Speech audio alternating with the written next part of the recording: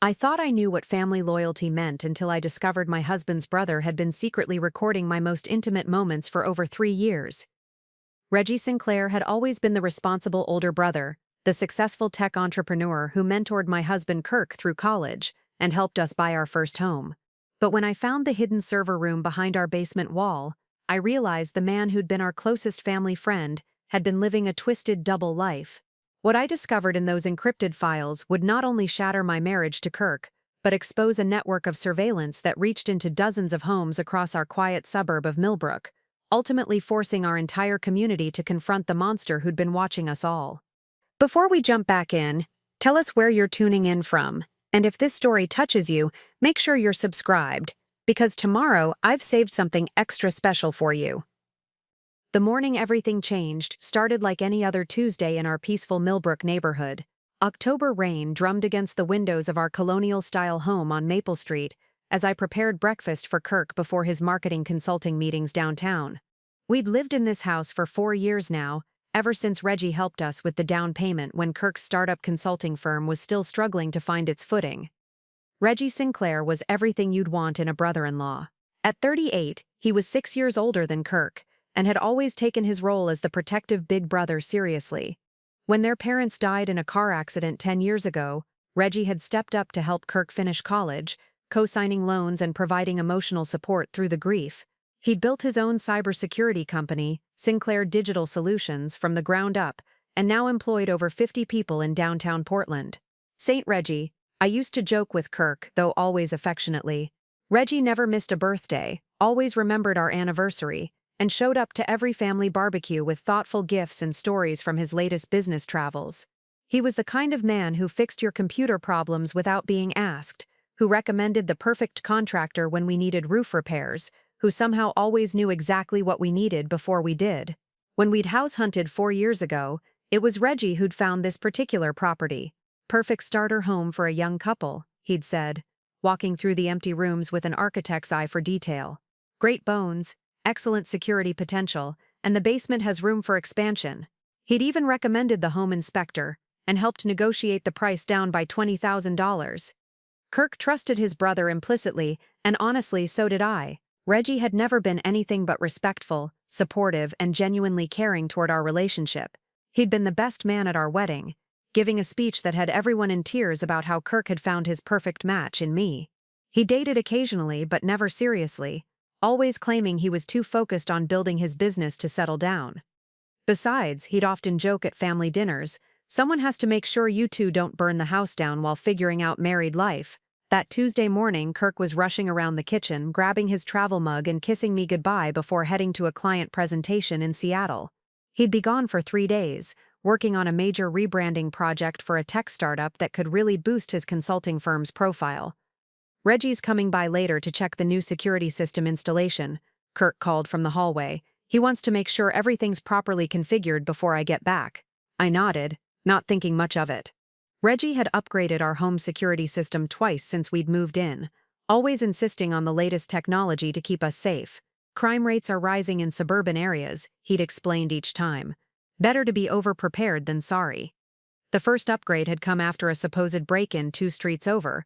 The second followed reports of package thieves in the neighborhood. After Kirk left, I settled into my usual Tuesday routine.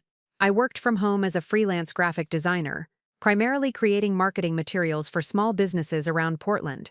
It was fulfilling work that allowed me to be creative while maintaining the flexibility Kirk and I needed, as we planned to start a family. Around 10 a.m., I was deep into designing a logo for a local bakery when I heard footsteps on the front porch. Through the window, I saw Reggie's familiar silver BMW in our driveway. He had a key to our house, something Kirk had insisted on after Reggie had helped us through a plumbing emergency last winter when we were both out of town. "Claudia? It's just me," Reggie called as he entered through the front door. "Hope you don't mind me letting myself in. Didn't want to interrupt your workflow." I smiled, saving my design file and walking to the entryway where Reggie was already removing his jacket. He looked every bit the successful businessman in his tailored navy suit and expensive leather shoes, but his expression seemed different today. More intense, more focused. "How's the new security system working out?" he asked, though his eyes weren't quite meeting mine the way they usually did. Great, I think, though honestly, I barely notice it's there unless the alarm chirps when I come home. That's exactly how good security should be, Reggie replied, pulling what looked like a tablet from his briefcase, invisible until you need it. Mind if I run some diagnostics? Just want to make sure all the sensors are properly calibrated. Of course, do whatever you need to do. For the next hour, I worked in my home office while Reggie moved through the house, checking various components of the security system. I could hear him in the basement, the master bedroom, even the guest bathroom. Occasionally he'd call out technical terms I didn't understand, explaining that he was testing wireless signals and camera angles. It wasn't until I went to the kitchen for more coffee that I noticed something odd. Reggie was crouched beside our refrigerator, using some kind of small tool to adjust something near the baseboard. When he heard my footsteps, he straightened quickly, almost defensively. Just recalibrating the motion sensor range, he explained, but something in his tone felt off, making sure it's not too sensitive to normal household movement. I didn't realize we had a motion sensor in the kitchen, I said, trying to sound casual while a strange unease began settling in my stomach. Reggie's smile seemed forced, part of the new upgrade, more comprehensive coverage for better security. He packed his tools back into his briefcase with unusual haste. All set now, everything should be running perfectly. After he left, I couldn't shake the feeling that something had been different about his visit. Maybe it was the way he'd avoided eye contact, or how quickly he'd finished and departed without his usual chat about work and family. Reggie typically stayed for coffee and conversation whenever he stopped by, asking about my design projects and sharing stories from his latest business developments. That afternoon, as I tried to focus on client work, my mind kept drifting back to that moment by the refrigerator. What kind of motion sensor needed to be installed so low to the ground, and why hadn't I noticed it during any of his previous visits? The question gnawed at me through the rest of the day, creating a persistent itch of curiosity that I couldn't quite scratch. By evening, I found myself walking through the house with new eyes, looking for signs of the security equipment Reggie had mentioned. But everything appeared normal, just our familiar furniture, family photos, and the life Kirk and I had built together in our safe, secure home. If only I had known then that safety was just an illusion, and the person I trusted most to protect it had been the one destroying it all along. The rest of that week passed in what I now realize was blissful ignorance. Kirk returned from Seattle on Friday with exciting news about landing the tech startup contract, and we celebrated with dinner at our favorite Italian restaurant downtown. Reggie joined us as he often did for our Friday night celebrations, regaling us with stories from his latest cybersecurity conference and asking detailed questions about Kirk's new project. "You two are really building something special," Reggie said as we shared tiramisu, his eyes warm with what seemed like genuine pride. "Dad would have been so proud to see how far you've both come." It was moments like these that reminded me why I'd grown to love Reggie like the brother I'd never had. My own family lived across the country in North Carolina, and holidays were often just the three of us, Kirk, Reggie, and me, creating our own traditions in our cozy Millbrook home. The following Monday morning brought our usual routine. Kirk headed to his office downtown while I settled into my home workspace with a fresh cup of coffee and my latest project, designing a website header for a local veterinary clinic. The house felt peaceful and secure, just as it always had. The new security system hummed quietly in the background, occasional soft beeps confirming that all sensors were functioning normally. Around 10:30, my phone buzzed with a text from my best friend Elizabeth Hawthorne. We'd been college roommates at Portland State and had stayed close even after she'd moved to the suburban community of Westbridge, about 20 minutes away. "Coffee date this afternoon. Need to escape the chaos of unpacking," her message read. Elizabeth and her husband Angus had just moved into a new house, and she'd been complaining for weeks about the stress of organizing their belongings while juggling her job as a pediatric nurse. "Absolutely. My place at 2, I replied, grateful for the excuse to take a break from work. Elizabeth arrived that afternoon with dark circles under her eyes and her usually perfect blonde hair pulled into a messy ponytail. "I'm losing my mind," she announced, collapsing onto our living room couch. "Angus is working 12-hour shifts at the hospital, and I'm surrounded by boxes that seem to multiply when I'm not looking." I made her chamomile tea and listened as she vented about contractors, utility companies, and the general nightmare of establishing a new household. As we talked, I found myself studying our own living space with fresh appreciation. Everything was exactly where it should be, organized and comfortable after 4 years of gradual improvement. "You and Kirk are so lucky," Elizabeth said, noticing my gaze. Preparing and narrating this story took us a lot of time, so if you are enjoying it, subscribe to our channel. It means a lot to us. Now back to the story. You've had time to really make this place your own, and having Reggie's help with all the technical stuff must be amazing. Angus can barely program the coffee maker, let alone install security systems. Reggie has been incredible, I agreed. Sometimes I think Kirk and I would still be living in that tiny apartment if his brother hadn't helped us figure out homeownership. What's his story anyway? Successful, handsome, helpful. Why hasn't some smart woman snatched him up yet? I shrugged, pouring myself more tea. He says he's too focused on building his business. Though honestly, I think he enjoys being the devoted uncle figure. He's always talking about how he wants to spoil our future kids rotten. Elizabeth smiled. That's sweet. Family-oriented men are rare these days. After she left around 4, I returned to my design work but found myself distracted by thoughts of family and the future Kirk and I were building together. We'd been married 3 years now, and the topic of children came up more frequently in our conversations. The house certainly had room for expansion. The basement could easily be converted into a family room, and the spare bedroom upstairs would make a perfect nursery. That evening, Kirk came home with takeout from our favorite Thai restaurant and news that his new client wanted to fast-track their rebranding timeline.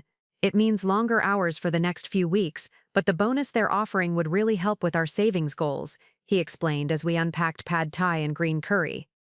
Whatever you need to do, I assured him, I can handle things here. I know you can. Though I hate leaving you alone so much, especially with my crazy work schedule ramping up. Kirk paused, twirling noodles around his fork. Actually, I was thinking, maybe I should ask Reggie to check in on you more often while I'm working these long days, just for peace of mind. The suggestion struck me as slightly odd. I'm perfectly safe here, Kirk. We have the best security system in the neighborhood, thanks to your brother's obsession with home protection. I know. It's probably unnecessary, but Reggie offered last week. He said he could easily swing by during his lunch breaks or evening commutes to make sure everything's okay. Kirk reached across the table to squeeze my hand. Humor me? I worry about you being here alone so much. I agreed, though something about the arrangement felt vaguely uncomfortable. Not because I didn't trust Reggie. He'd never been anything but appropriate and respectful. But because it seemed to infantilize my independence. I was a capable adult who'd lived alone for years before marrying Kirk. The idea that I needed regular check-ins felt unnecessary. Still, I could see the genuine concern in Kirk's eyes, and I knew it came from a place of love. His protective instincts had intensified after we'd married, something I attributed to losing his parents so young, and learning to worry about the people he loved most. Of course, I said finally. If it makes you feel better, I'm happy to have Reggie stop by occasionally. Thank you. I just want to know you're safe and happy while I'm building this business for our future. That night, as we settled into bed, Kirk pulled me close and talked excitedly about his expansion plans for the consulting firm. Maybe by next year we'll be ready to start thinking seriously about kids, he mused, his hand resting on my stomach. This house would be perfect for raising a family. I fell asleep feeling grateful for the life we'd built together, surrounded by the quiet security of our Millbrook home and the loving support of Kirk's devoted brother. The future felt bright and full of possibility. How naive I was to think that feeling safe meant actually being safe, or that the people we trust most are incapable of betraying that trust in the most devastating ways imaginable. 3 weeks into Kirk's intensive work schedule, Reggie's daily check-ins had become as routine as my morning coffee. He'd arrive around noon with his easy smile and technological updates, spending 15 or 20 minutes testing various components of our security system before chatting briefly about work or family matters. It was comforting, in a way, having that consistent human contact during the long days when Kirk worked late at the office. On this particular Thursday afternoon in November, I was deep into designing promotional materials for a local bakery's holiday campaign when I heard Reggie's key in the front door. But instead of his usual cheerful greeting, I heard only the soft sound of his footsteps moving through the house with unusual purpose. Reggie, I called from my office. Everything okay? Just running a diagnostic on the basement sensors, his voice drifted back, slightly muffled. Found an anomaly in yesterday's data logs, won't take long. I returned to my work, selecting fonts for a Christmas cookie advertisement. but found myself distracted by the sounds coming from below. Reggie was moving around more than usual, and I could hear what sounded like tools being used, mechanical clicks and soft scraping noises that seemed inconsistent with routine system maintenance. After about 30 minutes, curiosity got the better of me. I saved my design file and headed downstairs to see if Reggie needed any help. The basement was Kirk's domain, filled with his exercise equipment, storage boxes, and the utility systems that kept our house running smoothly. "How's it going down here?" I asked, reaching the bottom of the stairs. Reggie was crouched beside the far wall, near the water heater, with what appeared to be a small electronic device in his hands. When he heard my voice, he straightened quickly, too quickly, and nearly dropped whatever he was holding. "All good," he said, but his usual composure seemed rattled. "Just replacing a sensor battery. These wireless systems need regular maintenance to function properly." Something about his explanation felt off. I'd never seen him replace batteries before, and the device in his hand looked more sophisticated than a simple sensor. It had a small screen and multiple buttons, more like a smartphone or tablet than maintenance equipment. "What kind of sensor is that?" I asked, stepping closer. Reggie's jaw tightened almost imperceptibly. "Temperature and humidity monitor. Important for detecting potential water damage or mold issues." He slipped the device into his jacket pocket with practiced efficiency. "Your basement environment is perfect, by the way. No concerns whatsoever."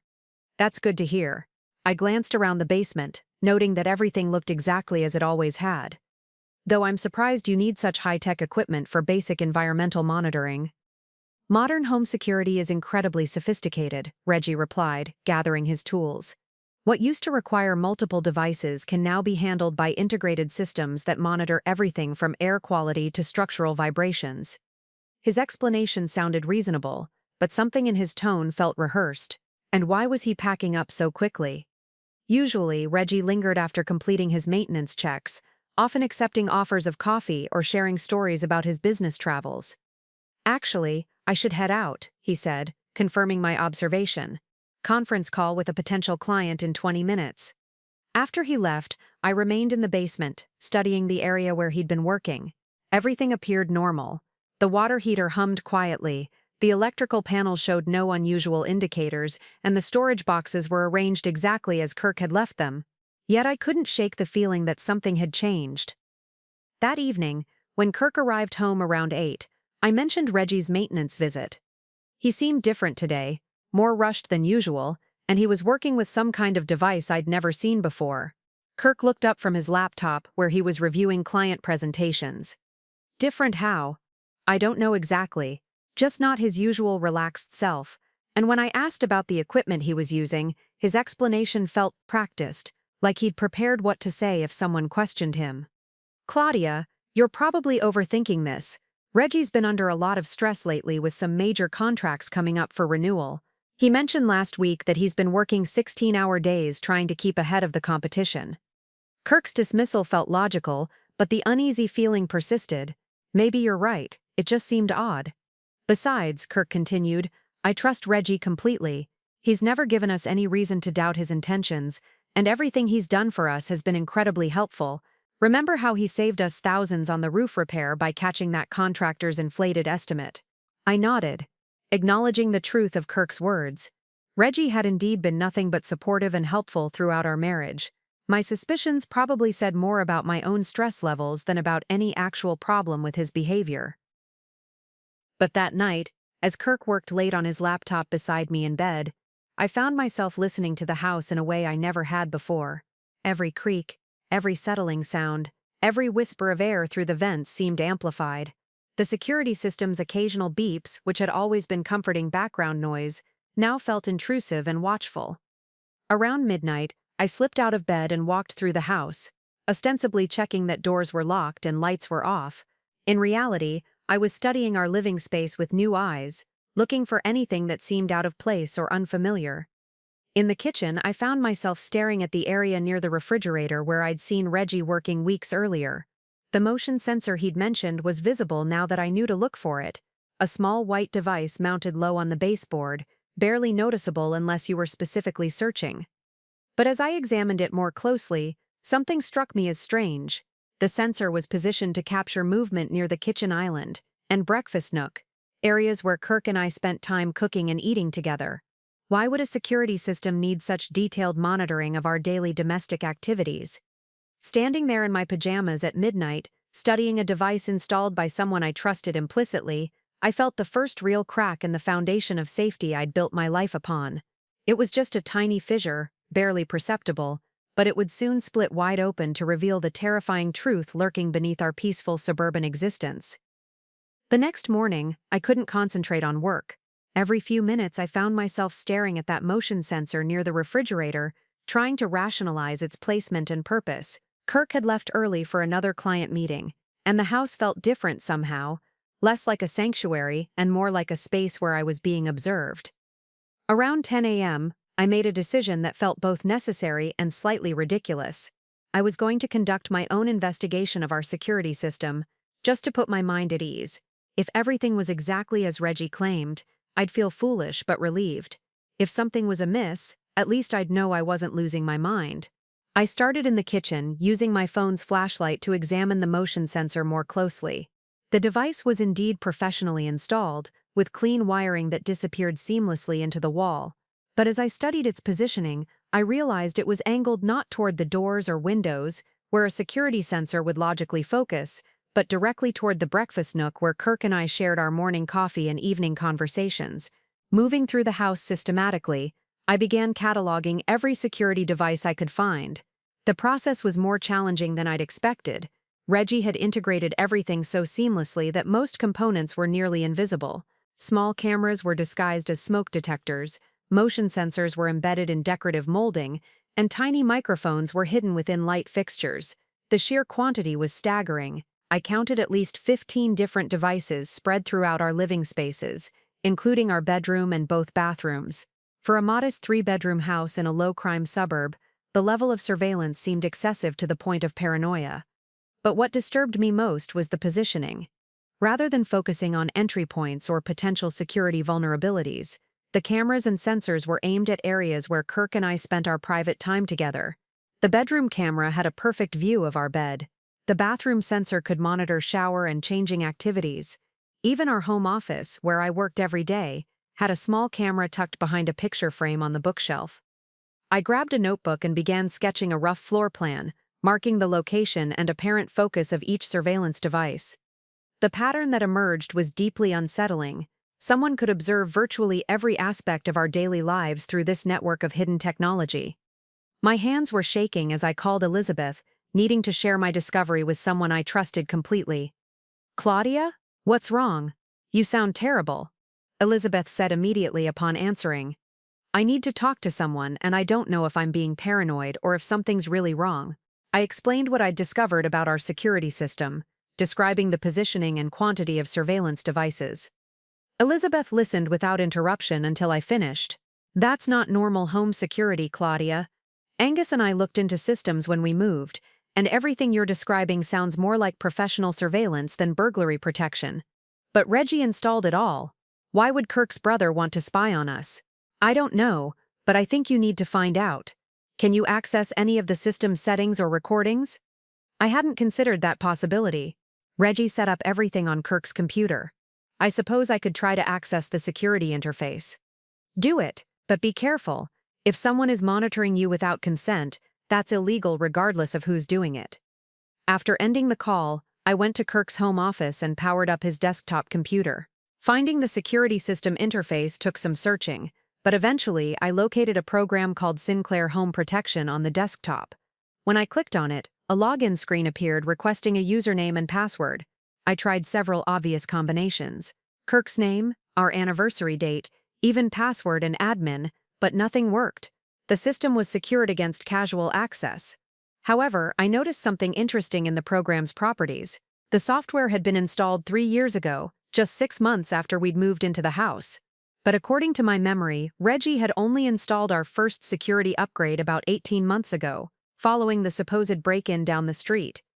This meant surveillance had been in place much longer than I'd realized, probably since we'd first settled into our new home. Every intimate moment Kirk and I had shared as newlyweds, every private conversation, every vulnerable instance of our married life, it had all potentially been recorded and observed. The violation felt so profound that I had to rush to the bathroom to vomit.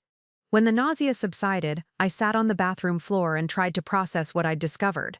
Someone had been systematically monitoring our lives for years, and the only person with the access and expertise to install such sophisticated surveillance was Reggie. But why? What could he possibly hope to gain from watching his brother's marriage? And more importantly, what was he doing with the recordings? I spent the rest of the afternoon researching home surveillance systems online, trying to understand the capabilities of the equipment I'd identified. What I learned was deeply disturbing. Modern surveillance technology could capture high-definition video and crystal-clear audio from distances that made detection nearly impossible. Some systems could even transmit live feeds to remote locations, meaning someone could watch our activities in real time from anywhere with an internet connection. By evening, when Kirk returned from work, I had made a decision. I needed to tell him what I'd discovered, despite knowing how difficult it would be for him to believe that his beloved brother could betray us so completely. "Kirk, we need to talk about something important," I said as he settled onto the couch with takeout Chinese food. "Sure, what's on your mind?" I took a deep breath, knowing that this conversation would change everything between us, one way or another. "I think our security system is actually surveillance equipment, and I think Reggie has been spying on us for years." The expression on Kirk's face shifted from confusion to concern to something approaching alarm as the implications of my words began to sink in. Kirk's reaction was exactly what I'd feared. He set down his chopsticks and stared at me as if I'd just announced I believed in alien abductions. "Claudia, that's impossible. Reggie wouldn't do something like that. He's my brother." "I know how it sounds, but hear me out." I retrieved my notebook and floor plan sketches, spreading them across our coffee table. "Look at the positioning of these devices. They're not aimed at doors or windows. They're focused on areas where we spend our private time." Kirk studied my drawings, his expression growing more troubled with each detail I explained. "Even if the positioning seems odd, there could be logical explanations. Maybe Reggie designed the system to monitor our general activities for safety reasons." "Safety from what? And why would he need to watch us in our bedroom and bathroom?" "I don't know, but jumping to surveillance conspiracy theories seems extreme. Reggie has never given us any reason to distrust him." The conversation continued in circles for over an hour, with Kirk defending his brother while I presented my evidence. Finally, exhausted by the emotional strain, I made a suggestion that surprised us both. "What if we ask Elizabeth and Angus to come over and give us an outside perspective?" Elizabeth's nursing background includes some technical training, and Angus deals with medical equipment security at the hospital. They might be able to help us understand whether this setup is normal. Kirk hesitated, clearly uncomfortable with involving outsiders in what felt like a family matter. "I suppose that couldn't hurt, but Claudia, if they confirm that everything is standard home security, will you let this go?" "If they can explain why we need bedroom surveillance for home security, yes." Elizabeth and Angus arrived within an hour of my call. Elizabeth had obviously briefed her husband during the drive, because Angus went straight to examining the devices I'd identified while Elizabeth sat with Kirk and me. "The quantity alone is unusual," Angus said after his initial survey. "Most residential security systems use 4 to 6 sensors maximum. You've got more surveillance equipment than some hospital wards. But could there be legitimate reasons for such comprehensive monitoring?" Kirk asked, still hoping for innocent explanations. Angus pulled out his phone and photographed several of the devices. "I'm not an expert in home security, but I work with monitoring equipment daily. These cameras are significantly more sophisticated than necessary for basic burglary protection. The resolution capabilities and data storage requirements suggest they're designed for detailed observation rather than simple motion detection." Elizabeth had been examining my sketches during Angus's survey. "Claudia, you mentioned that your brother-in-law has keys to the house and access to your computer systems." "Yes, Kirk insisted on giving him emergency access after he helped us through that plumbing crisis last winter. And he works in cybersecurity, so he'd have the technical knowledge to install and operate this kind of surveillance network." Kirk's face was growing paler as the implications accumulated. Reggie's company specializes in corporate security systems. He definitely has the expertise, but that doesn't mean he'd use it inappropriately. Angus returned from the basement looking grim. "I found something down there that's definitely not standard home security." He held up his phone, showing a photograph of a device I hadn't noticed during my earlier investigation. "This is a data storage server, hidden behind your water heater. It's designed to record and archive large quantities of video and audio data. The room fell silent as we processed this discovery. Storage servers weren't components of typical home security systems. They were tools for comprehensive surveillance operations. How much data could something like that store? I asked, dreading the answer. Depending on the configuration, potentially years of continuous recordings, Angus replied. And it's connected to your home internet, which means the data could be accessed remotely or automatically uploaded to external servers. Kirk stood abruptly and began pacing. This can't be happening. There has to be another explanation. Elizabeth reached for his hand. Kirk, I know this is devastating, but you need to consider the possibility that your brother has been violating your privacy. The evidence is pretty compelling. What do we do? I asked, feeling overwhelmed by the scope of what we'd uncovered. First, we document everything thoroughly, Angus suggested. Take detailed photographs of all the equipment and its positioning. Then you need to decide whether to confront Reggie directly or involve law enforcement. Law enforcement? Kirk looked stricken. We're talking about pressing charges against my brother? Unauthorized surveillance in private homes is illegal, Elizabeth said gently. Regardless of family relationships, what's been done here appears to be criminal. As we spent the next 2 hours cataloging evidence, I watched Kirk wrestle with the reality that someone he loved and trusted had betrayed that trust in the most intimate way possible. The brother who'd helped raise him, who'd supported our marriage, who'd been planning to spoil our future children, had been secretly watching our most private moments for years. By midnight, we had comprehensive documentation of the surveillance network. But we still faced the agonizing question of what to do with the truth we'd uncovered. The sleepless night that followed our discovery left Kirk and me emotionally drained but determined to understand the full scope of what we were dealing with. Elizabeth had agreed to help us access the surveillance system's data, using her hospital's cybersecurity protocols as a guide for safe investigation. We need to be methodical about this, she said when she arrived Saturday morning with her laptop and some technical equipment borrowed from Angus. If there's illegal activity happening, we want to preserve evidence properly. Kirk had spent the early morning hours researching the Sinclair home protection software, trying to find any legitimate explanation for its capabilities. What he discovered only deepened our concerns. The program isn't commercially available, he reported, showing us printouts from his internet searches. It's custom software, probably developed specifically for this installation. That level of customization suggests this isn't standard home security. Elizabeth connected her laptop to our home network and began probing the system's architecture. I'm finding multiple data streams feeding into that basement server, she said after an hour of technical work. Video, audio, even internet traffic monitoring. Someone could track every website you visit, every email you send, every online purchase you make. The revelation that our internet activity was also being monitored felt like another layer of violation.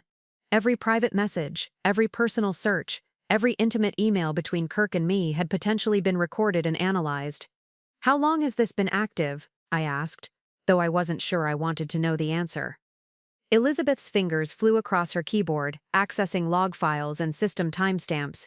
Based on the data patterns, continuous monitoring began 3 years and 4 months ago. That coincides with our housewarming party, Kirk finished, his voice hollow.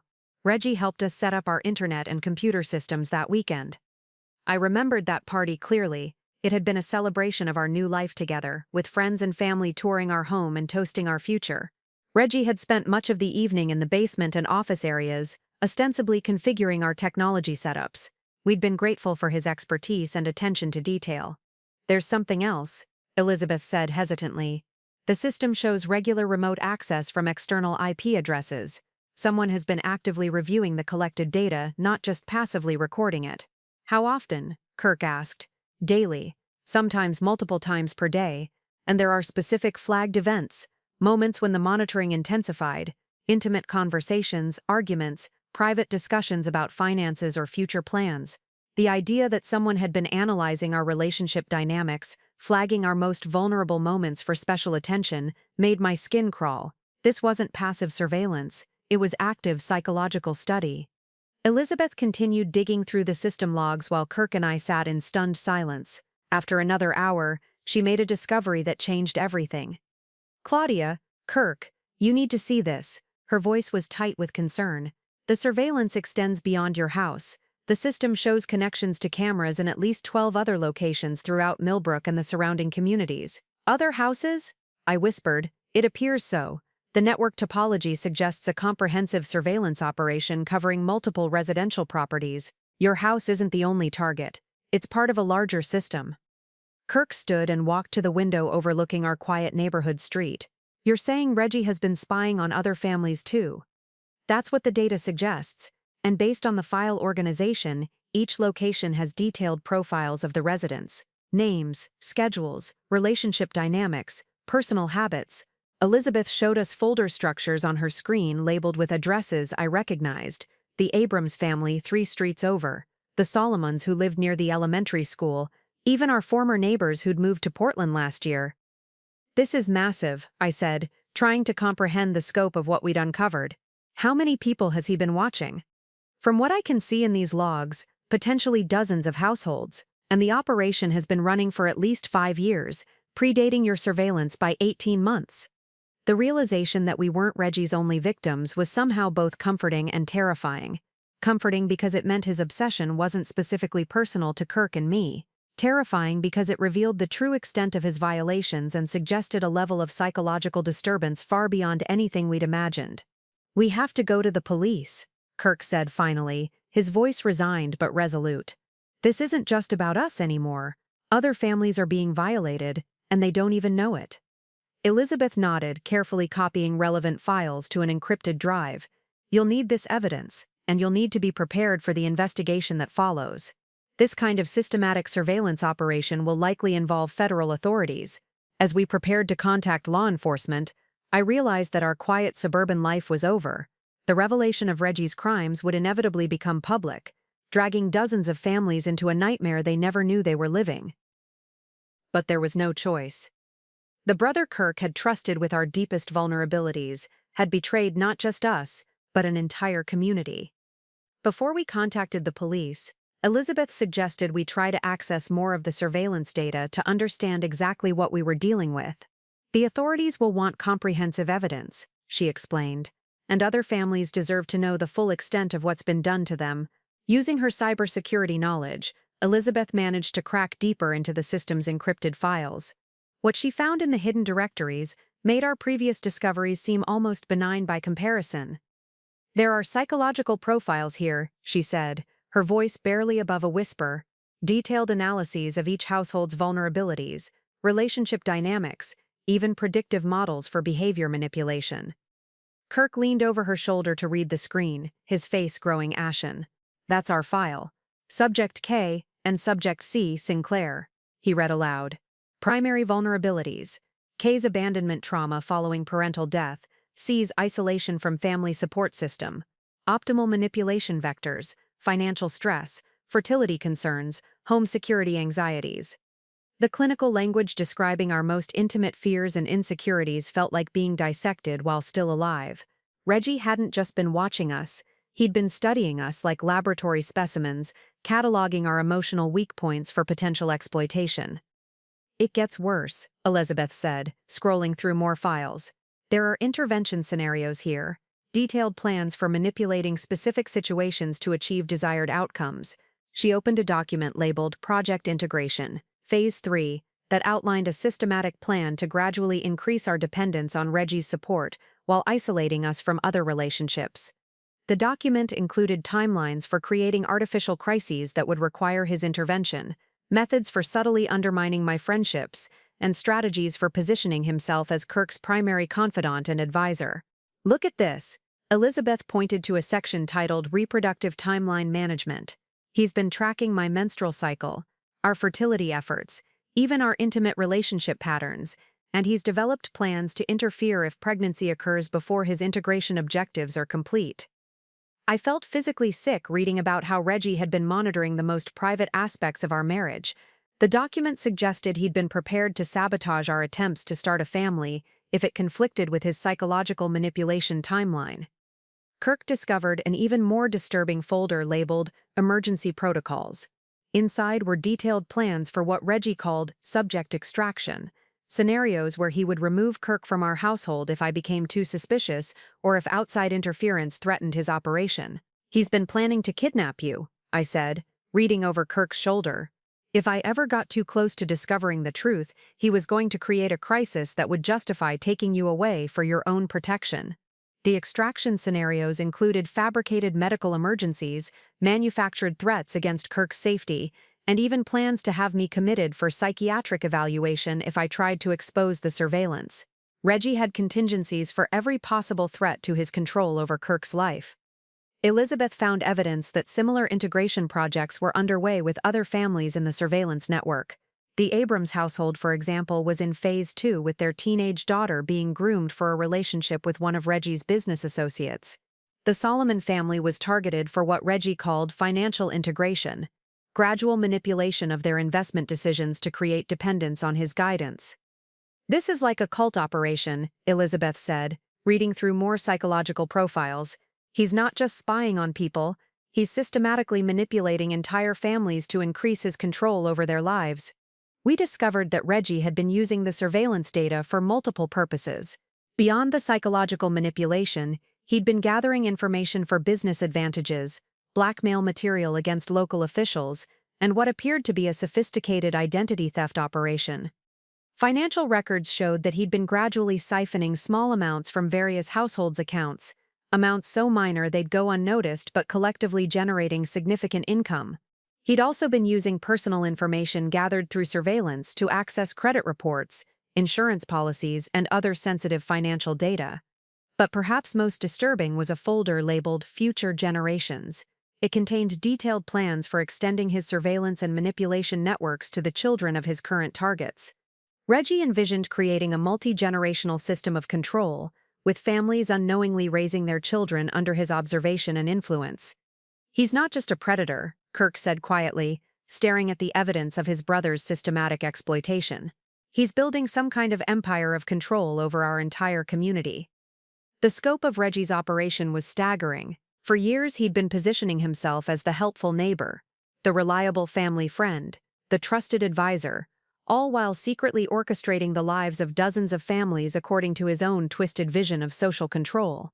As we compiled the evidence, I realized that we'd stumbled onto something far more sinister than simple voyeurism or family dysfunction. Reggie Sinclair had been conducting what amounted to a large-scale psychological experiment on our community, treating real families like chess pieces in some elaborate game of manipulation and control. The question now was whether we could stop him before he realized we'd discovered his secret empire. The weight of what we'd discovered pressed down on us like a physical burden. Sitting in our living room with evidence of Reggie's massive surveillance and manipulation network spread across our coffee table, Kirk and I faced an impossible choice. We had the power to expose crimes that affected dozens of families, but doing so would destroy the only family Kirk had left and likely tear apart our entire community. I keep thinking there has to be another explanation, Kirk said for the 100th time, running his hands through his hair. Maybe it's some kind of security research project, or he's working with law enforcement on something classified. Elizabeth looked up from her laptop, where she'd been documenting more evidence. Kirk, I understand this is devastating, but the psychological profiles and manipulation scenarios aren't consistent with any legitimate research or law enforcement operation. This is predatory behavior on a massive scale. He raised me, Kirk whispered, his voice breaking. When our parents died, Reggie gave up his own plans to make sure I could finish college. He's been at every important moment of my life. How do I reconcile that man with this monster? I moved closer to Kirk on the couch, taking his hand. Maybe that's exactly why he did all this. Not out of love, but out of a need to control. Maybe losing your parents triggered something in him that made him determine he'd never lose control over anyone important to him again. The psychological implications were staggering. Reggie had spent years building an elaborate illusion of being the perfect supportive brother, while secretly orchestrating every aspect of Kirk's adult life. The business connections that had helped Kirk's consulting firm succeed, the house he'd helped us find and purchase, even our social relationships, all of it had been carefully managed to keep Kirk dependent and under observation. What about the other families? I asked, thinking about our neighbors who had no idea they were living under surveillance. The Abrams' teenage daughter, the Solomon family's finances, all those children he's been watching grow up. Don't they deserve to know what's been done to them? Kirk nodded slowly, wrestling with competing loyalties. I know they do. It's just, Once we expose this, there's no going back. Reggie will go to prison, our family will be destroyed, and every personal detail of our lives will become evidence in a criminal trial. Elizabeth had been quietly reviewing more files while we talked. There's something else you need to consider, she said reluctantly. Based on these surveillance logs, Reggie has been escalating his interventions lately. The frequency of his visits to your house has increased, and there are notes about accelerating timeline objectives. I think he's planning something significant. She showed us a recent document labeled Integration Acceleration Protocol that outlined plans to create a major crisis requiring Reggie's direct intervention in our lives. The scenarios ranged from manufactured emergencies that would force us to stay with him temporarily, to more extreme measures involving false accusations or psychiatric evaluations. He's running out of patience with the gradual approach, Elizabeth explained. These notes suggest he's preparing to take more direct control over your relationship and living situation. The timeline in the document indicated that Reggie was planning to implement his acceleration protocol within the next few weeks. Reading between the lines of his clinical language, it appeared he was preparing to separate Kirk and me permanently, using fabricated evidence of my supposed psychological instability or threat to Kirk's well-being. We can't wait, I said, the urgency of our situation finally crystallizing. If Reggie realizes we've discovered his surveillance, or if he moves forward with this acceleration plan, we could lose our chance to stop him. Kirk stood and walked to the window, staring out at the street where we'd lived peacefully for 4 years, unaware that our lives were being orchestrated by the person we trusted most. I know you're right. I just never imagined I'd have to choose between protecting my marriage and destroying my brother. You're not destroying him, Elizabeth said gently. You're stopping him from destroying others. The manipulation and surveillance documented here shows he's been destroying lives for years, just slowly and carefully enough that his victims didn't realize it was happening. As afternoon turned to evening, we continued wrestling with the moral complexity of our situation. Every piece of evidence pointed to Reggie as a sophisticated predator who'd been exploiting our community's trust for years, yet Kirk's emotional connection to his brother made the decision to expose him feel like a betrayal of family loyalty. What if we give him a chance to explain? Kirk suggested desperately. Maybe confront him privately before involving the authorities. Absolutely not, Elizabeth said firmly. These files show he's prepared for the possibility of discovery. Confronting him directly would give him the opportunity to destroy evidence, flee, or implement those emergency protocols designed to discredit you both. As darkness fell, we finally reached a decision. The evidence was too compelling, the threat to other families too serious, and the risk of Reggie's escalation too imminent to allow family sentiment to override moral obligation. We would contact the police first thing in the morning. Sunday morning arrived gray and drizzling, matching our somber mood as we prepared to contact the authorities. Elizabeth had stayed overnight to help us organize the evidence, and we'd spent hours creating a comprehensive presentation of Reggie's surveillance network for law enforcement. Just as I was printing the final documents, my phone buzzed with a text message from Reggie himself. Morning. Mind if I swing by around 10? Want to check on some system updates from yesterday's maintenance window. The timing felt too coincidental to be innocent. Kirk and I exchanged alarmed glances as we realized Reggie might already suspect something was wrong. We need to act normal, Elizabeth whispered, though her face had gone pale. If he's monitoring your communications, any unusual behavior could trigger those emergency protocols we found. Kirk's hands were shaking as he typed a response. Sure, see you then. We had less than an hour to hide all evidence of our investigation. Elizabeth quickly transferred her laptop and technical equipment to her car, while I gathered the printed files and surveillance documentation. Kirk restored his computer to its original state, clearing browser histories and ensuring no trace of our discovery remained visible. At exactly 10 a.m., we heard Reggie's key in the front door. His familiar voice called out, but something in his tone seemed different, more probing, more alert. "Good morning, family," he said, entering the living room with his usual smile, though his eyes immediately began scanning the space with unusual intensity. "How was your weekend?" "Quiet," I replied, forcing myself to sound relaxed. "Just caught up on some design work and did some cleaning." Reggie nodded, but I noticed he was studying my face carefully, as if analyzing my expression for signs of deception. "Kirk mentioned you've been feeling a bit anxious lately about home security. Everything okay?" The question caught me off guard. Kirk and I hadn't discussed any security concerns with him recently, which meant he'd either overheard a private conversation through his surveillance system or was fishing for information. "I'm fine," I said, trying to keep my voice steady. "Just the usual worries about being alone so much while Kirk's working long hours." "Of course, that's completely understandable." Reggie's smile never wavered, but something predatory flickered in his eyes. "Actually, that's partly why I wanted to stop by. I've been thinking about upgrading your bedroom sensor to include audio monitoring, in case of medical emergencies or break-in attempts." The casual way he suggested adding audio surveillance to our bedroom made my stomach turn. This was exactly the kind of escalation Elizabeth had warned us about. Reggie was preparing to increase his monitoring capabilities under the guise of enhanced security. Kirk cleared his throat nervously. "That seems like overkill, Reggie. We're pretty comfortable with the current setup." For just a moment, Reggie's facade slipped. His smile tightened almost imperceptibly, and his gaze sharpened with what looked like irritation or suspicion. Of course. Just a suggestion. I tend to get carried away with the latest security innovations." He pulled out his tablet and began what appeared to be routine system diagnostics. "Mind if I run a quick check on the network performance while I'm here?" I watched with growing alarm as Reggie accessed the surveillance system, his fingers moving quickly across the screen. From my angle, I could see him reviewing what looked like recent activity logs, the same logs that would show Elizabeth's intrusion into the system yesterday. The silence stretched uncomfortably as Reggie studied his tablet, occasionally glancing up at Kirk and me with an expression that was becoming increasingly calculating. I could practically see him processing anomalies in the data, comparing them against our claimed weekend activities. "Interesting," he murmured, not looking up from the screen. "The system shows some unusual network traffic yesterday afternoon. High bandwidth data access that doesn't match your typical internet usage patterns." My heart was pounding so hard I was certain he could hear it. "We streamed a few movies," I said quickly. "Maybe that's what you're seeing."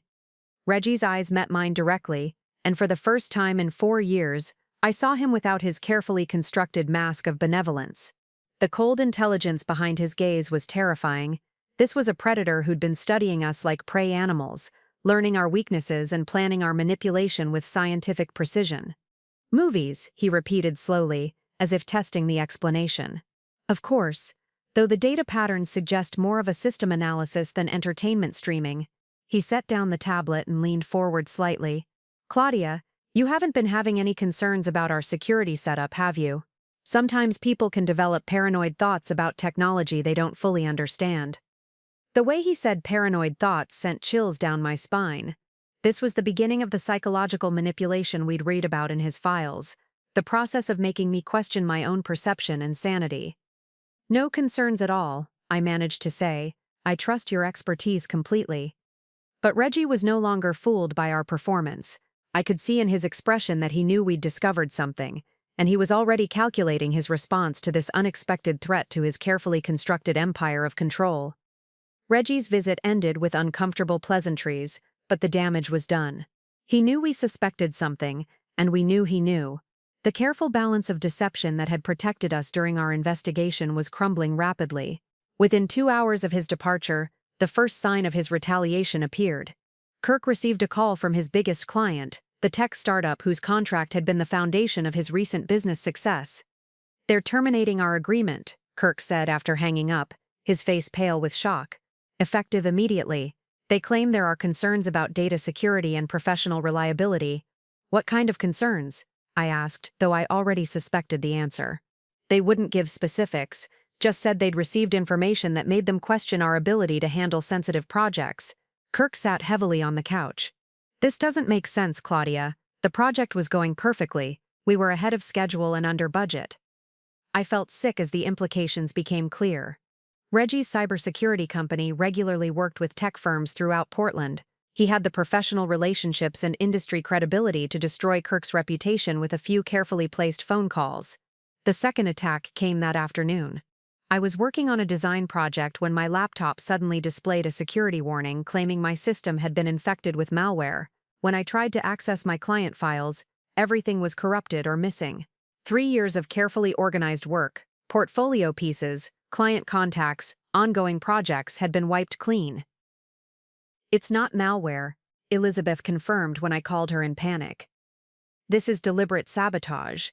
Someone with sophisticated access deleted your files and installed software to prevent recovery.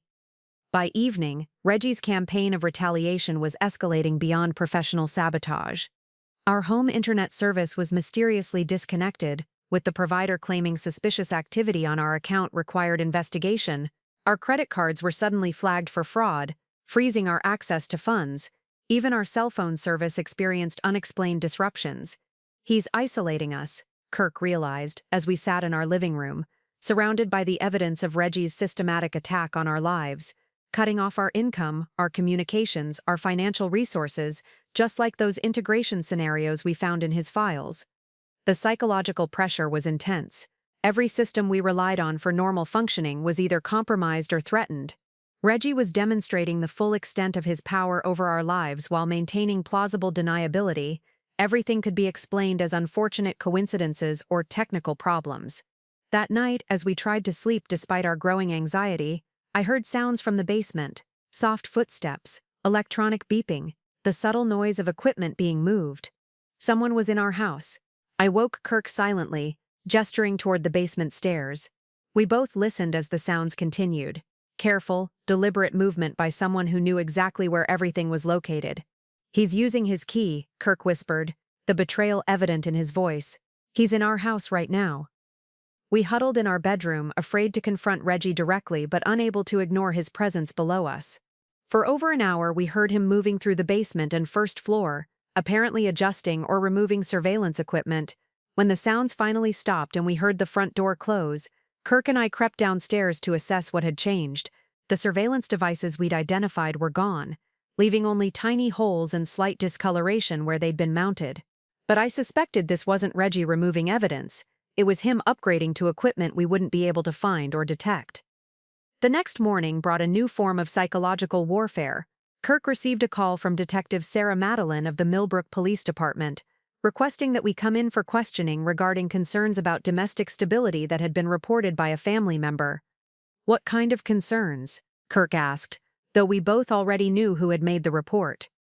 "I'd prefer to discuss this in person," Detective Madeline replied. "Can you both come in this afternoon?" At the police station, we learned that Reggie had filed a formal report expressing concern about my mental health and its impact on Kirk's well-being. He'd presented what he claimed was evidence of erratic behavior, paranoid delusions about surveillance, and potential threats to Kirk's safety. Mr. Sinclair provided documentation of concerning communications and behavioral patterns, Detective Madeline explained. He's requesting a welfare check and possible intervention for what he describes as escalating psychological distress. The irony was devastating. Reggie was using the very system we'd hoped would protect us against him, leveraging his reputation and fabricated evidence to paint me as unstable and dangerous. The police officer who should have been investigating his crimes was instead questioning my mental state based on his manipulative report. "These are serious allegations," Detective Madeline continued. "Domestic situations involving psychological distress can escalate quickly. We need to understand the full scope of what's happening in your household." As Kirk and I tried to defend ourselves against Reggie's false accusations, I realized we were experiencing exactly what his emergency protocols had outlined: systematic discrediting designed to neutralize our ability to expose his crimes. The predator had become the protector in the eyes of law enforcement, while his victims were being positioned as the real threat to community safety. Detective Madeline's interview lasted 3 hours and felt more like an interrogation than a welfare check. Every answer Kirk and I provided about our relationship, our concerns about surveillance, and our discovery of Reggie's activities was met with skepticism and carefully worded questions designed to elicit admissions of mental instability. "Mrs. Sinclair, your brother-in-law indicates you've become increasingly paranoid about technology in your home," Detective Madeline said, consulting notes from Reggie's report. "He mentions you've accused him of installing hidden cameras and monitoring your activities. Can you explain these concerns?" I tried to describe our discovery of the surveillance network, but without the physical evidence, which Reggie had removed during his midnight visit. My explanation sounded exactly like the paranoid delusions he'd claimed they were. "We documented everything," Kirk interjected. "My friend Elizabeth helped us analyze the system and found evidence of illegal surveillance affecting multiple households." "Where is this documentation now?" Detective Madeline asked. "At Elizabeth's house. We moved it there for safekeeping when we realized Reggie suspected our investigation. The detective made notes, but her expression remained skeptical. Mr. Sinclair has provided character references from several community members who describe him as a trusted businessman and devoted family member. He's also shown us communications where he expresses genuine concern about Mrs. Sinclair's well-being and its impact on your marriage. Those communications were undoubtedly fabricated or manipulated, but we had no way to prove it. Reggie had spent years building his reputation as the perfect neighbor and brother, while systematically positioning himself to discredit anyone who might threaten his operation. "Can we speak with Elizabeth Hawthorne?" I asked. "She can verify everything we've told you." "We'll be interviewing Miss Hawthorne as part of our investigation," Detective Madeline confirmed. "However, I should mention that Mr. Sinclair has expressed concerns about her influence on your mental state. He suggests she may be enabling paranoid behaviors rather than encouraging professional help." My heart sank as I realized Reggie had anticipated our reliance on Elizabeth's support and had already begun undermining her credibility. In his version of events, she wasn't a trusted friend helping us uncover crimes. She was a negative influence feeding my delusions.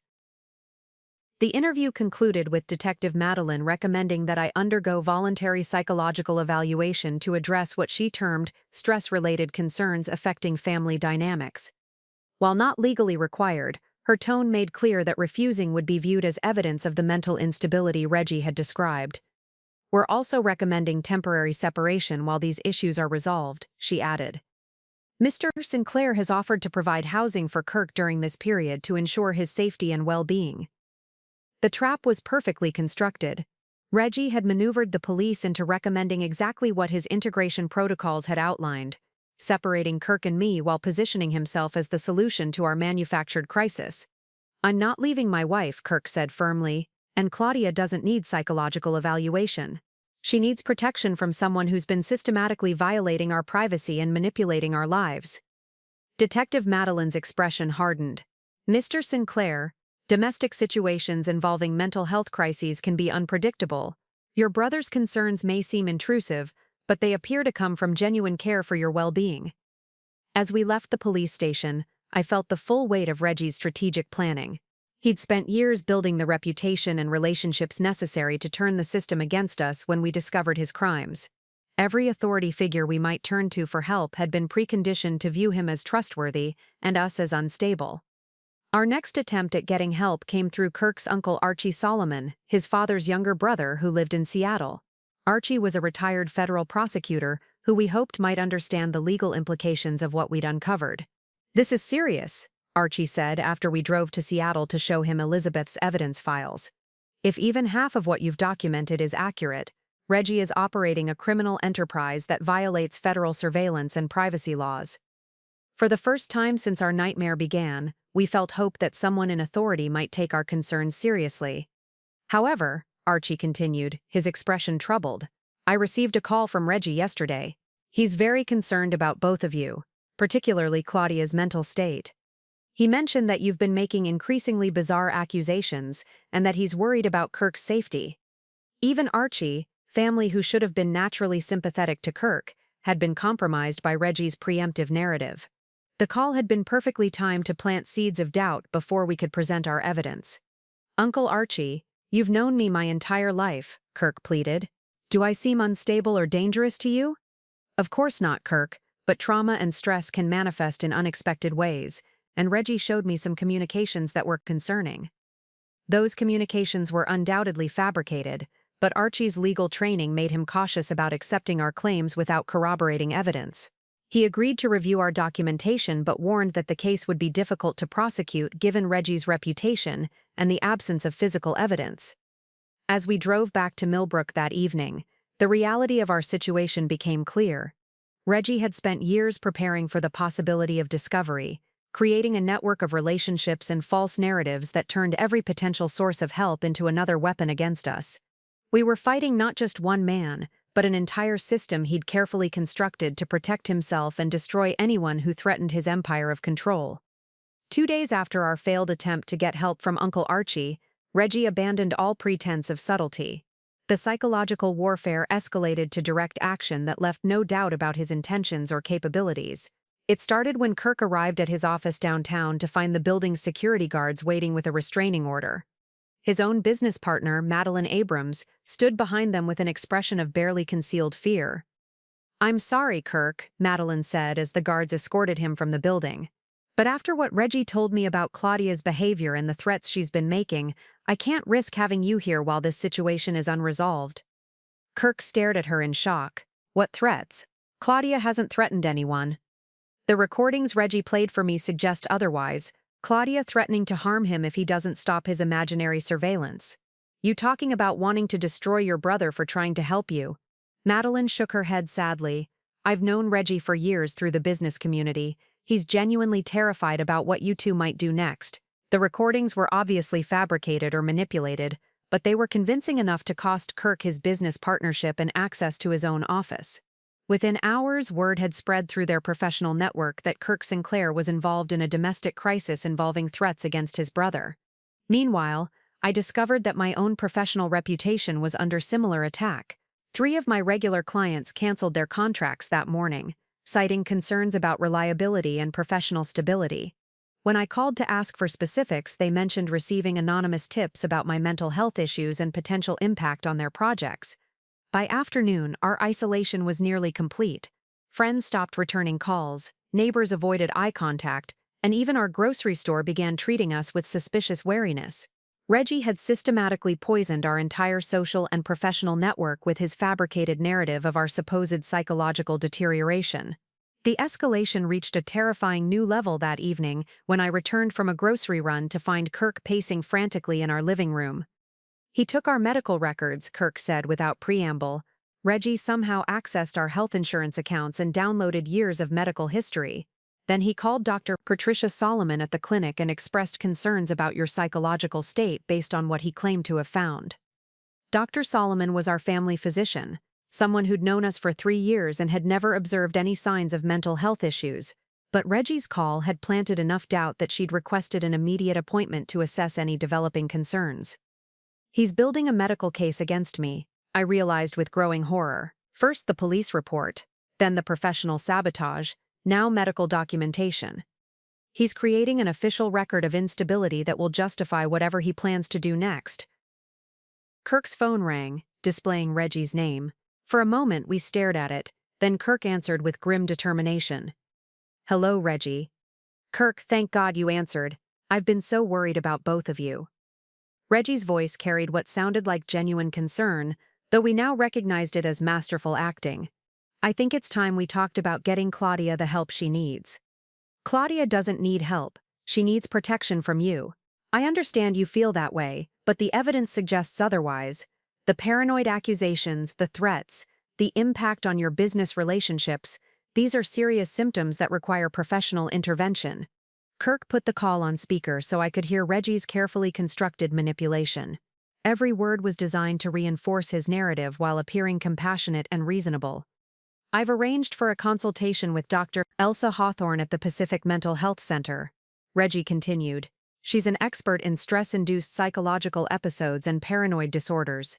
I think a voluntary evaluation could really help Claudia work through these difficulties." The suggestion of voluntary evaluation carried an obvious threat: comply willingly or face involuntary commitment based on the evidence he'd been manufacturing. "And Kirk, I want you to know that you're welcome to stay with me while Claudia gets the treatment she needs. Your business partnership with Madeline doesn't have to be permanent. I can help you rebuild your professional relationships once this crisis is resolved." It was a perfect trap. Reggie was offering Kirk everything he'd lost: business opportunities, social standing, family support, in exchange for abandoning me to psychological evaluation and probable institutionalization. "I'm not leaving my wife," Kirk said firmly, "and I'm not pretending that your surveillance and manipulation are symptoms of her mental illness." The line was quiet for a long moment. When Reggie spoke again, his voice had lost all pretense of warmth. "That's unfortunate, Kirk. I'd hoped we could resolve this situation amicably, but if you won't accept help voluntarily, other measures may become necessary." "What kind of measures?" "The kind that prioritize your safety over your preferences. I have a responsibility to protect you, even from yourself if necessary." The call ended, leaving us staring at each other in the silence of our violated home. Reggie had just threatened to take direct action against both of us, and we had nowhere left to turn for help. That night, as Kirk and I huddled in our bedroom with chairs barricaded against the door, we made a decision that felt both desperate and necessary. If the local authorities wouldn't listen to us, and if Reggie had compromised every traditional avenue for help, we would have to take our evidence directly to the media and federal authorities simultaneously. "We're only going to get one chance at this," Kirk said, his voice steady despite the gravity of our situation. "Once we go public, Reggie will know we're fighting back with everything we have. He'll either be forced to retreat or escalate to his most extreme contingency plans." Elizabeth had been staying at a hotel since our investigation began, afraid that her association with us might make her a target for Reggie's retaliation. We called her secure line at 2 a.m. to coordinate our final gambit. "I've been working on this since our last conversation," she said. "I managed to recover more data from the surveillance network before Reggie locked down access. The evidence is even more damning than what we found initially." She'd discovered that Reggie's operation extended far beyond Millbrook. His surveillance network included households in at least 6 different communities across Oregon and Washington, affecting hundreds of families who had no idea their lives were being monitored and manipulated. "There's also evidence of coordination with other individuals," Elizabeth continued. "Reggie isn't working alone. There's a network of people involved in this surveillance operation, including some who appear to be working in law enforcement and medical fields." The revelation that Reggie had accomplices explained how he'd been able to manipulate official systems so effectively. Detective Madeline's quick acceptance of his accusations, Dr. Solomon's willingness to question my mental health, even the business community's rapid spread of rumors about our instability, all of it suggested coordinated effort rather than individual manipulation. "We need to contact the FBI directly," Kirk decided. "This crosses state lines and involves systematic violation of federal privacy laws.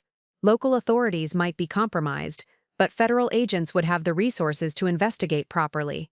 Elizabeth had already prepared a comprehensive evidence package, including recovered surveillance data, documentation of manipulation protocols, financial records showing illegal access to multiple bank accounts, and communication logs proving coordination between multiple perpetrators. "I'm driving to Portland right now," she said. "There's a 24-hour FBI field office downtown. If I can get this evidence to them before Reggie realizes what we're doing, they might be able to act quickly enough to prevent him from destroying more evidence or implementing those emergency protocols." While Elizabeth headed to the FBI, Kirk and I prepared our media strategy. We'd identified 3 investigative journalists known for covering privacy violations and surveillance abuses, one at the Oregonian, one at a national magazine, and one who specialized in exposing corporate misconduct. Our plan was to simultaneously contact all 3 journalists with our story, ensuring that even if Reggie tried to suppress coverage, multiple outlets would have the information. We'd learned from his manipulation tactics that controlling narrative required coordinating multiple information sources. At dawn, we began making our calls. The journalist at the Oregonian, Amanda Sinclair, ironically sharing Reggie's surname, showed immediate interest in our story. "I've been investigating similar patterns of surveillance abuse in tech communities," she said. "Your evidence fits with some concerning trends I've been tracking. Can you get me documentation within the next few hours?" By 7 a.m., we'd connected with all 3 journalists and transmitted Elizabeth's evidence files through encrypted channels. Each reporter confirmed they would begin immediate investigation and fact-checking, with publication possible within 24 to 48 hours. But Reggie was faster than we'd anticipated. At 8 a.m., Kirk received a call from Uncle Archie in Seattle. "Kirk, I just got a very disturbing call from emergency services in Millbrook. They've received reports that Claudia is experiencing a severe psychological breakdown and may be dangerous to herself or others. They're requesting that I help locate you both for immediate intervention." "Uncle Archie, that's exactly what we warned you about. Reggie is manipulating the system to have Claudia committed so he can separate us. The reports are coming from multiple sources, Kirk, not just Reggie. Your family doctor, a business associate, even some neighbors have expressed concerns about erratic behavior and potential violence. We realized that Reggie's network of accomplices was implementing the emergency protocols we'd found in his files. Multiple fabricated reports from seemingly independent sources would give authorities justification for forced intervention, making our claims of conspiracy seem even more paranoid. "Don't come home," Uncle Archie warned. "There's an active search underway, and mental health crisis teams are being dispatched. If Claudia really is experiencing psychological distress, voluntary treatment would be much better than forced intervention. As we ended the call, sirens could be heard in the distance, growing closer. Through our bedroom window, we saw police cars and what appeared to be a medical response vehicle turning onto our street. "They're coming," Kirk said, his voice tight with fear and determination. "Everything depends on whether Elizabeth reached the FBI in time, and whether our media contacts can get this story out before Reggie completely destroys our credibility." We had perhaps minutes before our house would be surrounded by authorities convinced we were dangerous and unstable, armed with fabricated evidence of our supposed psychological deterioration.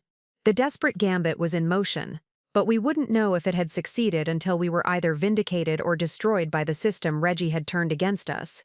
The police vehicles stopped 3 houses down from ours, and we watched through our bedroom window as uniformed officers consulted with what appeared to be mental health crisis intervention specialists. They were clearly preparing for a volatile situation based on whatever reports Reggie and his accomplices had filed about my supposed psychological breakdown. But just as the team began moving toward our house, one of the officers received a radio call that changed everything. We couldn't hear the conversation, but we saw him gesture urgently to his colleagues, pointing back toward their vehicles.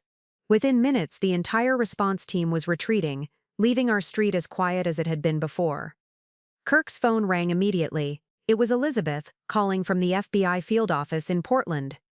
"They're moving," she said, her voice tight with exhaustion and relief. "Federal agents are coordinating with state and local authorities right now. The evidence was compelling enough that they've issued immediate search warrants for Reggie's home, business, and all associated properties." The timing had been crucial. Elizabeth's arrival at the FBI office had coincided with an ongoing federal investigation into privacy violations by cybersecurity firms. Our evidence provided the missing pieces that connected scattered reports of surveillance abuse across multiple states. "Agent David Hawthorne is leading the investigation," Elizabeth continued. "He's requesting that you both come to the federal building immediately for protective custody and formal interviews. They're treating this as a potential organized crime operation involving multiple victims across state lines." As we prepared to leave for Portland, Kirk received another call, this one from Amanda Sinclair at the Oregonian. "I've been working all night to verify your claims," she said. "I can confirm that at least 12 families in the Millbrook area have been affected by unauthorized surveillance. 3 other households discovered hidden cameras after reading about your situation." This story is breaking in today's online edition. The article titled "Millbrook Surveillance Scandal: Families Discover Years of Hidden Monitoring" included interviews with neighbors who'd found similar camera installations and quotes from cybersecurity experts confirming the illegal nature of the surveillance network. Within hours, the story had been picked up by regional and national outlets. The narrative that Reggie had spent weeks constructing, portraying us as mentally unstable and dangerous, crumbled under the weight of corroborating evidence from multiple independent sources. By noon, as we sat in the FBI field office providing detailed statements, news crews were broadcasting live from our neighborhood. The carefully maintained facade of Millbrook's quiet suburban security had been shattered by revelations of systematic surveillance and manipulation affecting dozens of families. Agent Hawthorne showed us surveillance footage that FBI technicians had recovered from Reggie's business premises. The scope of the operation was even more extensive than we'd realized. High-definition cameras, professional audio equipment, and sophisticated data analysis software that could track behavioral patterns and predict personal vulnerabilities. "We've identified at least 47 households under active surveillance," Agent Hawthorne reported. "The operation appears to have generated significant income through identity theft, blackmail, and manipulation of investment decisions. Your brother-in-law wasn't just violating privacy, he was running a criminal enterprise." The FBI had also uncovered evidence of Reggie's accomplice network, including corrupt contacts in local law enforcement, medical professionals who provided false evaluations, and business associates who helped destroy targets' professional reputations when they became suspicious. Detective Sarah Madeline, who had been so skeptical of our claims just days earlier, was among those being investigated for accepting bribes in exchange for dismissing surveillance complaints and filing false reports about victims' mental health. As the investigation unfolded throughout the day, Kirk and I watched news coverage that vindicated every claim we'd made while exposing the full extent of Reggie's manipulation. Neighbors we'd known for years appeared on camera describing their shock at discovering hidden cameras in their homes. Business leaders expressed outrage at learning their professional decisions had been influenced by fabricated information. The psychological impact on our community was devastating. Families who'd trusted Reggie with their home security, their business relationships, even their children's safety, now had to confront the reality that their most private moments had been observed and analyzed for years. But perhaps most disturbing were the interviews with Dr. Elsa Hawthorne from the Pacific Mental Health Center, who admitted to federal investigators that she'd been paid to provide psychological evaluations supporting involuntary commitments based on fabricated evidence. Mr. Sinclair presented himself as a concerned family member seeking help for relatives experiencing psychological distress, she confessed. I never questioned the authenticity of the behavioral reports he provided, because his reputation in the community was impeccable. The revelation that medical professionals had been corrupted as part of Reggie's manipulation network sent shockwaves through Oregon's healthcare community and prompted immediate reviews of involuntary commitment procedures. As evening approached, federal agents reported that Reggie had been arrested while attempting to flee to Canada. His business premises had yielded terabytes of surveillance data, detailed psychological profiles of hundreds of victims, and financial records documenting years of systematic exploitation. The truth was finally public. Our innocence was established, and the man who'd tried to destroy our lives was facing federal charges that could result in decades in prison. But the damage to our community, and to our own sense of safety and trust, would take much longer to heal. Reggie's arrest at the Canadian border became front-page news across the Pacific Northwest. The image of him in handcuffs, his usually impeccable appearance disheveled, and his confident demeanor replaced by barely controlled panic, marked the dramatic end of his years-long deception. The evidence seized from his business and personal properties painted a picture of systematic criminal enterprise that shocked even experienced federal investigators. Agent Hawthorne briefed us on the scope of what they'd uncovered as Reggie awaited trial. Your brother-in-law maintained detailed psychological profiles on over 200 individuals, Agent Hawthorne explained. He'd categorized people by vulnerability types, financial stress, relationship problems, health issues, family conflicts. Then he'd systematically exploit those vulnerabilities for profit or control. The financial component of Reggie's operation was staggering. Over 5 years, he'd stolen more than $3 million through identity theft, investment manipulation, and fraudulent insurance claims. He'd been particularly skilled at small-scale theft that wouldn't trigger immediate attention, skimming a few $100s monthly from dozens of accounts rather than making obvious large withdrawals. But the psychological manipulation had been even more extensive than the financial crimes.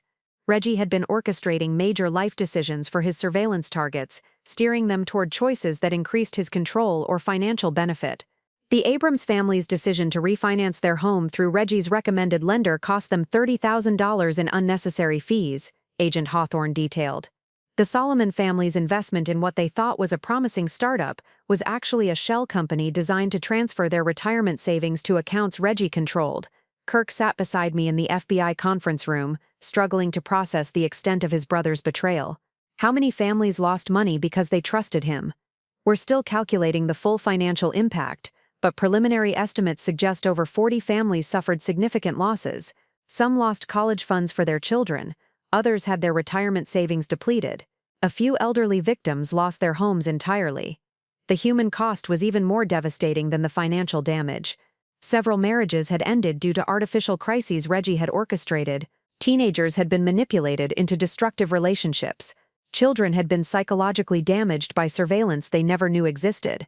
Dr. Patricia Solomon, who had been drawn into Reggie's web of medical accomplices, provided testimony that revealed the depth of his manipulation tactics. He would present detailed behavioral observations that seemed to indicate serious psychological problems, she explained to investigators. The documentation appeared professional and comprehensive. I never suspected the observations were fabricated or that the concerning behaviors had been artificially induced through manipulation. Reggie had been particularly skilled at creating medical emergencies that justified intervention in his targets' lives. Heart palpitations caused by stress he'd deliberately created.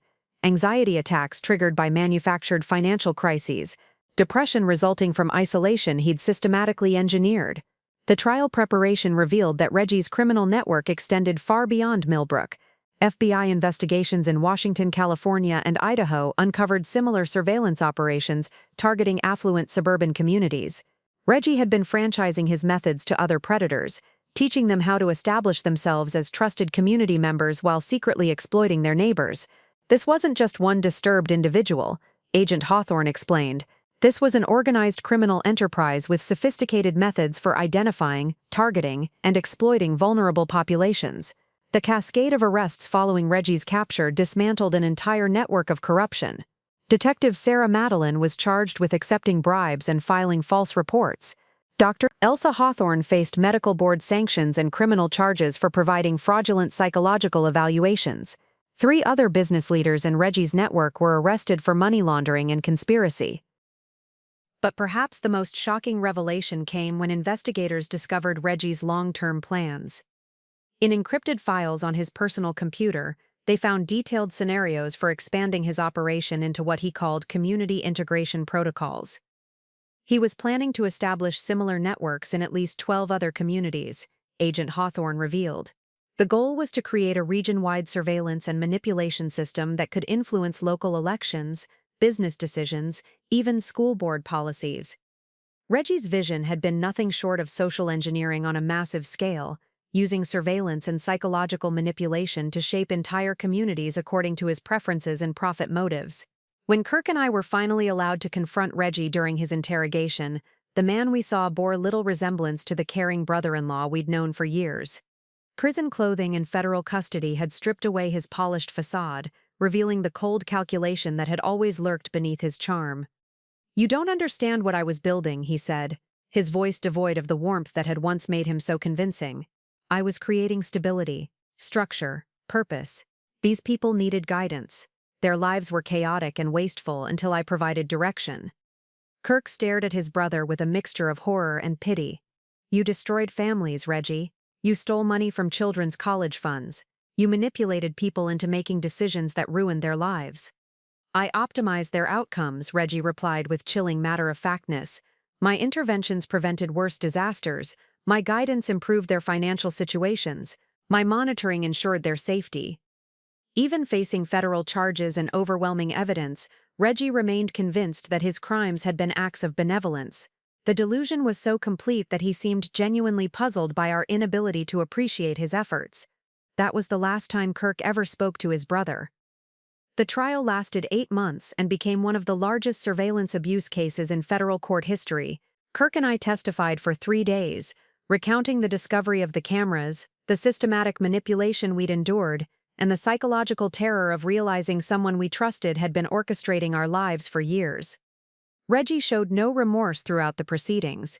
His defense team argued that he'd genuinely believed his surveillance was protective rather than predatory, but the evidence of financial exploitation and systematic psychological manipulation made that argument impossible to sustain. The jury deliberated for less than 6 hours before returning guilty verdicts on all charges. The judge sentenced Reggie to 25 years in federal prison, calling his operation a profound violation of human dignity and community trust that strikes at the foundation of what makes neighborhoods safe and families secure. But legal justice, while necessary, couldn't repair the emotional devastation his crimes had inflicted on our community and our marriage. Kirk struggled with intense guilt and depression following the revelation of his brother's true nature. The man who had raised him, supported his education, and helped establish his career had been using that trust to exploit and manipulate dozens of families. Every positive memory of their relationship was now tainted by the knowledge that Reggie's kindness had been calculated and self-serving. "I brought him into our lives," Kirk said during one of our couples' therapy sessions. "I gave him keys to our house, access to our computer systems, opportunities to install surveillance equipment. Every violation you suffered happened because I trusted him completely." Dr. Amanda Abrams, our therapist, helped us understand that predators like Reggie specifically target individuals with strong family bonds because those relationships provide the perfect camouflage for manipulation. His exploitation of your trust wasn't a character flaw in you, Kirk. It was a strategic choice by someone who understood how to weaponize love and loyalty. The therapy was essential because the surveillance had affected our relationship in ways we hadn't initially recognized. For months after the cameras were removed, I felt self-conscious in our own home, wondering if we'd found all the devices or if some sophisticated monitoring system remained hidden. Kirk developed hypervigilance about technology, unplugging electronics at night, and covering laptop cameras even when we weren't using them. Intimacy became complicated by the knowledge that our most private moments had been observed and analyzed for years. The bedroom that should have been our sanctuary now felt contaminated by memories of hidden cameras and violation. We eventually moved to a different house, but the psychological impact followed us. Our relationship with the Millbrook community was forever changed as well. While most neighbors were supportive once they understood we'd been victims rather than perpetrators, the shared experience of violation created an atmosphere of suspicion and wariness that lingered long after Reggie's arrest. Elizabeth and Angus became our closest allies during the recovery process, but even that friendship was affected by the trauma. Elizabeth blamed herself for not recognizing the signs of surveillance earlier, despite her cybersecurity expertise. "I should have insisted on a more thorough investigation from the beginning," she said repeatedly. "I should have realized that someone with Reggie's technical skills could create surveillance systems that standard detection equipment might miss." The broader community impact was devastating. 3 families moved away from Millbrook entirely, unable to feel safe in homes they knew had been systematically monitored. The Abrams family divorced 6 months after discovering that arguments Reggie had witnessed through surveillance had been used to manipulate business decisions that cost them their retirement savings. Support groups formed among Reggie's victims, but the healing process was complicated by the different ways people had been affected. Some families had lost money, others had been psychologically manipulated, and a few had been completely unaware they were being monitored until the FBI investigation revealed the evidence. The children affected by Reggie's surveillance faced particular challenges. Teenagers who discovered their personal development had been observed and documented experienced profound violations of trust and privacy. Parents struggled with how to explain that a trusted family friend had been watching their children grow up for criminal purposes. Kirk threw himself into advocacy work, helping other surveillance abuse victims navigate the legal system and understand their rights. He became a spokesperson for stronger privacy protection laws and testified before state legislative committees about the need for better oversight of home security companies. I found healing through my art, creating a series of graphic designs that explored themes of privacy, trust, and recovery. The work was therapeutic, but also served as public education about the psychological impact of surveillance abuse.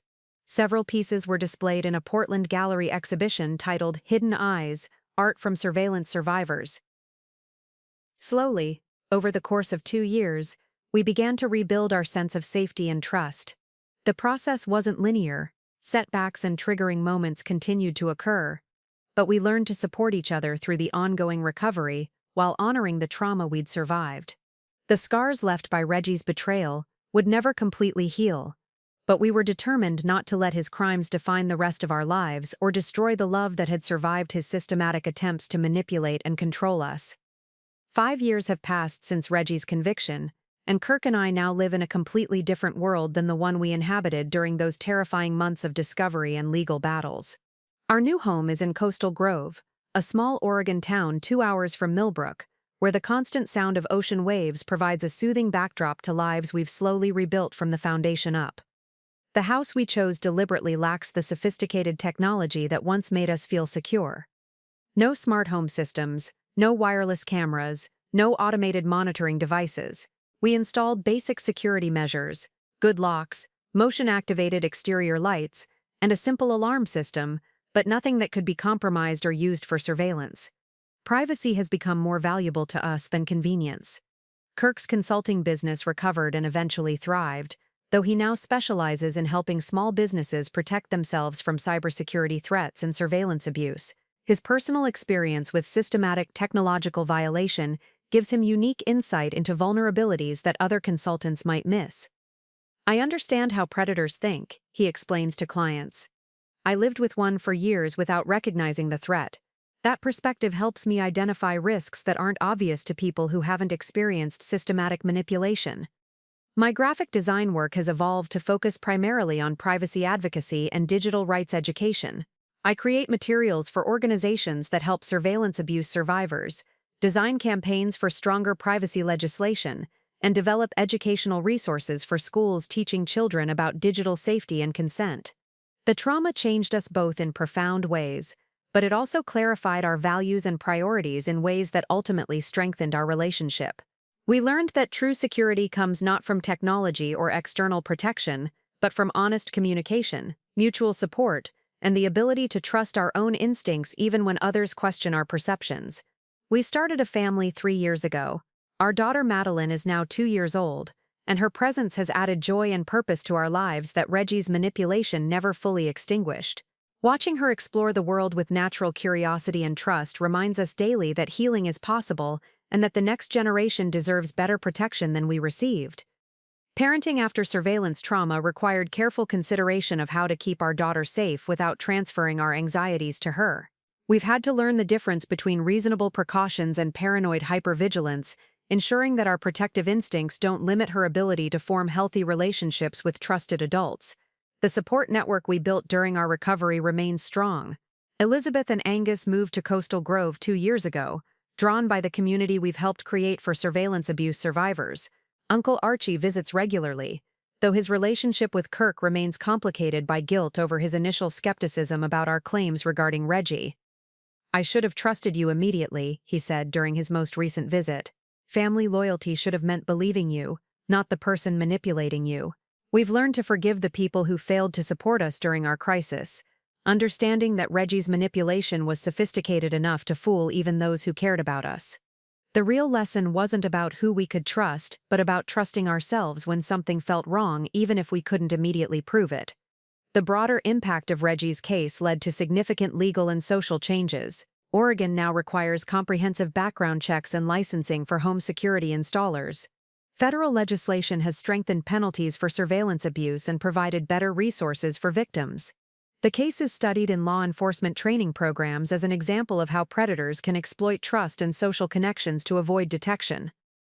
Reggie himself remains in federal prison, eligible for parole in 15 years. We receive annual notifications about his status, but we've chosen not to follow his appeals or rehabilitation progress. Our healing required letting go of anger and focusing on building positive futures rather than remaining connected to his destruction. Sometimes people ask if we regret the years we lost to Reggie's manipulation, or if we wish we'd never trusted him in the first place. The answer is complicated. We regret the violation and trauma, but we don't regret the love and openness that made us vulnerable to his exploitation. The capacity to trust deeply, to welcome people into our lives and homes, to believe in family bonds and community connections, these remain strengths even though they were exploited. Reggie's crimes taught us to be more discerning about trust, but they didn't teach us to stop trusting entirely. Our story became public not just through news coverage and legal proceedings, but through our decision to speak openly about surveillance abuse and its impact. We've discovered that many people have experienced violation of their privacy and autonomy, but lack language or support to address it effectively. The most important lesson we've learned is that safety isn't about preventing all possible threats, but about building resilience to recover from the threats that do materialize. We couldn't have prevented Reggie's surveillance, but we could, and did, survive it, expose it, and help others recognize and resist similar manipulation. Our lives now are quieter but deeper, more cautious but also more intentional. We've learned that the greatest protection against predators isn't technology or isolation, but communities of people who support each other's right to live with dignity, privacy, and authentic choice. That's a lesson worth remembering, and worth sharing with anyone who might need to hear it. Up next, you've got 2 more standout stories right on your screen. If this one hit the mark, you won't want to pass these up. Just click and check them out. And don't forget to subscribe and turn on the notification bell so you don't miss any upload from us.